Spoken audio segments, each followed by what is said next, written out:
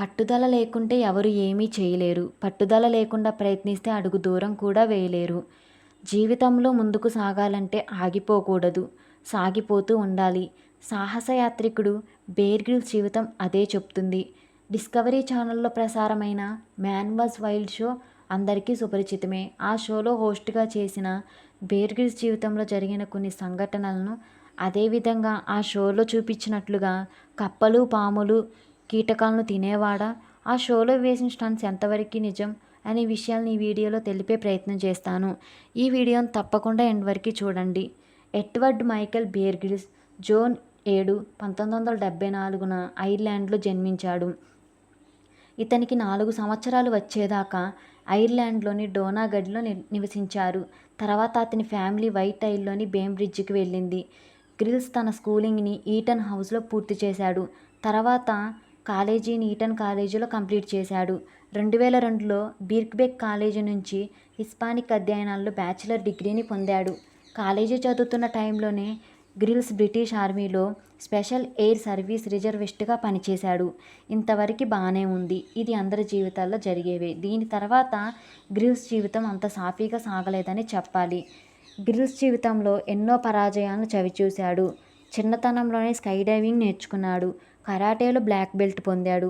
సైన్యంలో పనిచేసే సమయంలో కొండలు, శిఖరాలు ఎక్కటం సహా అనేక సాహసాలు చేయటం ద్వారా గ్లోబల్ టీవీ స్టార్ అయ్యాడు. 23 సంవత్సరాల వయసులో ఎవరెస్ట్ని అధిగమించాడు. అయితే ఇక్కడే అసలు ట్విస్ట్ ఏంటంటే గ్రిల్స్ ఓ శిక్షణలో ఉన్నాడు. స్కై డైవ్ చేయాల్సి ఉంది.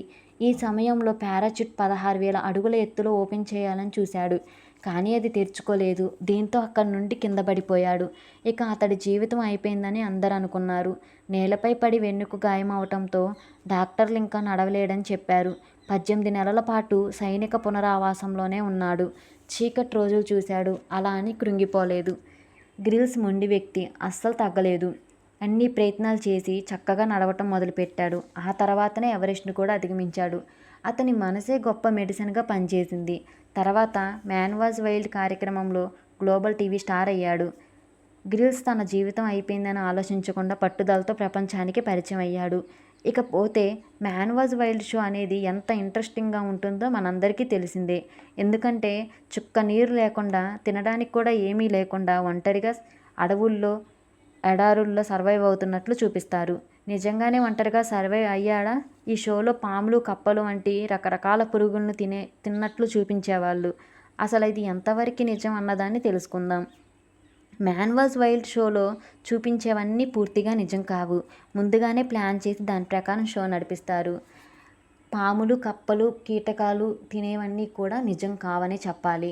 ఎంటర్టైన్మెంట్ మరియు ప్రైమరీ టిప్స్ను అందించడంలో దృష్టి పెడుతుంది ఈ షో. అయితే బేర్ గ్రిల్స్ నిజంగా ప్రపంచవ్యాప్తంగా ఉన్న ప్రమాదకరమైన ప్రదేశాలకు, అడవులకు, ఎడారులకు వెళ్ళింది మాత్రం నిజం. అతను అక్కడ జీవించడానికి చూపించినవి, అక్కడ ఆశ్రయం నిర్మించుకోవటం, ఆహారం కోసం వెతకటం, ప్రమాదకరమైన పరిస్థితులను ఎదుర్కోవడం వంటివి కూడా నిజమే. కొన్నిసార్లు అతను నిజంగానే తీవ్రమైన వాతావరణ మరియు భౌతిక ప్రమాదాలను ఎదుర్కొనేవాడు. షోలో గ్రిల్స్ ఒంటరిగా ఉన్నట్లు చూపించినప్పటికీ వాస్తవానికి అతనితో ఒక పెద్ద కెమెరా మరియు ప్రొడక్షన్ టీం కూడా ఉంటుంది. ఒక అగ్నిపర్వతంపై దూకటం లేదా యాక్షన్ సన్నివేశాలను ఆడియన్స్ని ఆకట్టుకోవడానికి మాత్రమే ముందుగా ప్లాన్ చేసి తీసేవాళ్ళు. షూటింగ్ చేసేటప్పుడు వైద్య సిబ్బంది మరియు జంతు నిపుణులు కూడా ఉంటారు. ఈ షోలో చూసిన కొంతమంది ఆడియన్స్ షోపై విమర్శలు చేయటం ప్రారంభించారు. ఈ పరిణామం తర్వాత డిస్కవరీ ఛానల్ ఈ షోలో కొన్ని సన్నివేశాలు చిత్రీకరణ ప్రయోజనాల కోసం సెటప్ చేయబడ్డాయని డిస్క్లైమర్ చూపించడం ప్రారంభించింది. కాబట్టి ఈ షోలో సర్వైవల్ గురించి వాల్యుబుల్ ఇన్ఫర్మేషన్ అందించినప్పటికీ అది పూర్తిగా స్క్రిప్ట్ లేకుండా సహజంగా జరిగే డాక్యుమెంటరీ అయితే కాదు. వినోదం, విద్యతో కలగలిసిన రియాలిటీ షో అని చెప్పాలి. సో చూశారు కదా, గ్రిల్స్ తన జీవితం అయిపోయిందని కూర్చోకుండా ప్రపంచానికే పరిచయం అయ్యాడు. అదేవిధంగా ఈ షోలో జరిగే కొన్ని వాస్తవాలు, అవాస్తవాలు కూడా తెలుసుకున్నారు.